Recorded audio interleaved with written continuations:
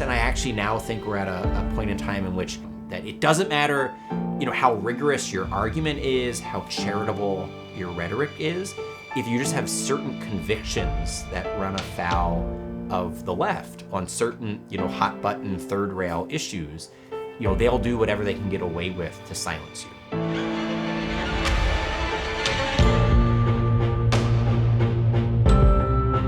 In 2018, Ryan Anderson's book, When Harry Became Sally, was published. The book, which examined gender dysphoria and transgenderism, was a bestseller on the Washington Post list of DC bestsellers. But in 2021, the book disappeared from Amazon. It was February of this year, and I was at my niece's birthday party. While we were there, sitting down, pull up my smartphone, look at the phone, someone had reached out saying, "Hey, I went to buy your book and I can't find it." And so I just figured, you must be using the wrong title. So I pull up my Amazon app, and the hardback is gone, the paperback edition's gone, the Kindle's gone, the audiobook's gone, even the used copies. I text my book agent and I say, did someone forget to renew the listing with Amazon? And then we email the publisher. So they then reach out to Amazon. Amazon says, well, it violates our content policy.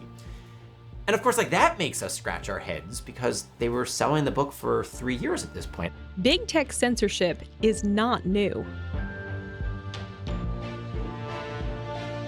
Twitter and Facebook censor Republican members of Congress at a rate of 53-1 compared to Democrats. Just in the past minute, Twitter has announced it is cutting off President Trump's ability to post on the social media site. Facebook under fire for trying to silence law enforcement. I'll just cut to the chase. Big tech's out to get conservatives. Amazon, which controls 72% of adult new book sales online, according to the Wall Street Journal, was not known for being a big tech company that censored. In fact, Amazon still has Mein Kampf for sale on its website. There were 4 senators who sent a letter to Amazon asking, a series of questions about why they did this. The Republican Study Committee also sent a letter to Amazon asking why the book was being censored. Amazon Vice President for Public Policy Brian Huseman responded to the senators in a letter, writing, "We have chosen not to sell books that frame LGBTQ+ identity as a mental illness." The book doesn't do that. It discusses gender dysphoria, though it doesn't discuss it in the context of a mental illness. But I had avoided using the language that they accused me of, because that's stigmatizing, it belittles people, it marginalizes people. What finally convinced me, utterly, a book like this was needed, was I had encountered people who had transitioned and then detransitioned. And the first person I ever met like this was a 70-something-year-old man who had transitioned in his 50s, lived, I think, 8 years, identifying as a woman, and then detransitioned. And, his story is tragic. And then I started reading testimony and watching YouTube videos of people who transitioned in their teens and then in their 20s regretted it. And those stories were just utterly heartbreaking. You're watching them and you're tearing up. And then I just said, if I don't write this book, who will? I ended up reading thousands of pages about the biology, the science, the medicine, the psychology, the psychiatry, the philosophy, the law. I was each one of those issues can become a chapter of the book.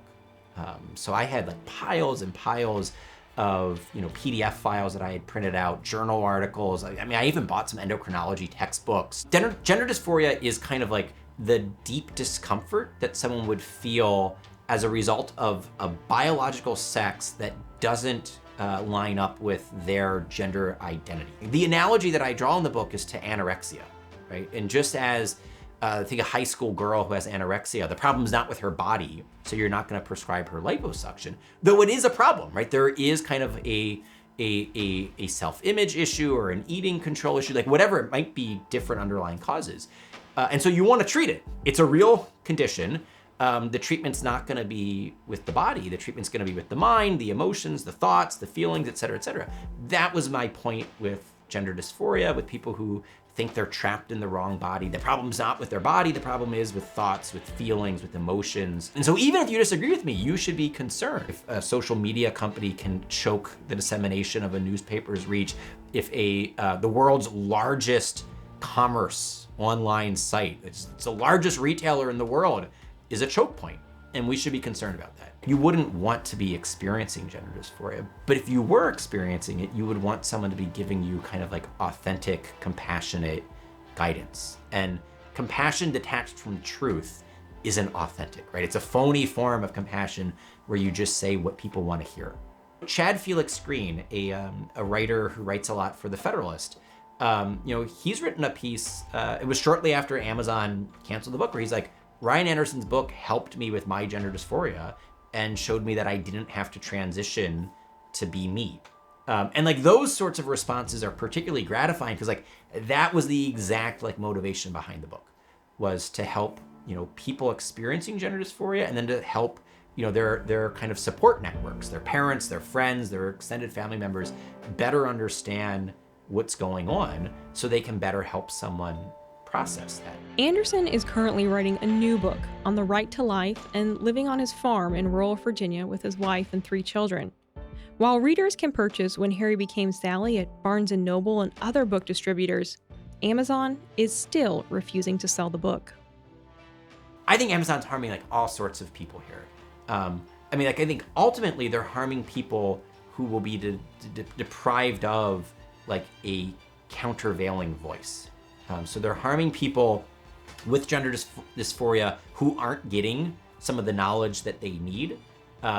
They're also like, I think it's just like insulting to the intellects of people on the left that like we have to protect you from dangerous ideas. That like, you are so fragile that if we sold Ryan Anderson's book, he might persuade you? I actually think this is both a sign of strength of Amazon's and a sign of weakness. It's a sign of strength that like, they can delist a book and get away with it, right? They control 70, 80% of the market share here, and they can do this. And right now there's no legal recourse so far that, I can discover, working with some good lawyers on this. But then also it's a sign of weakness that like, well, why get rid of this book? I think it's because like this one, they're not convinced they're gonna win on.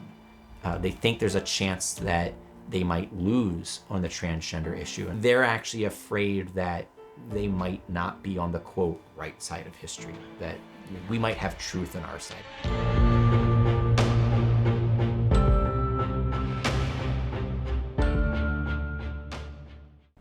Thanks so much for watching this video. Be sure to hit the subscribe button so you never miss new content from the Daily Signal.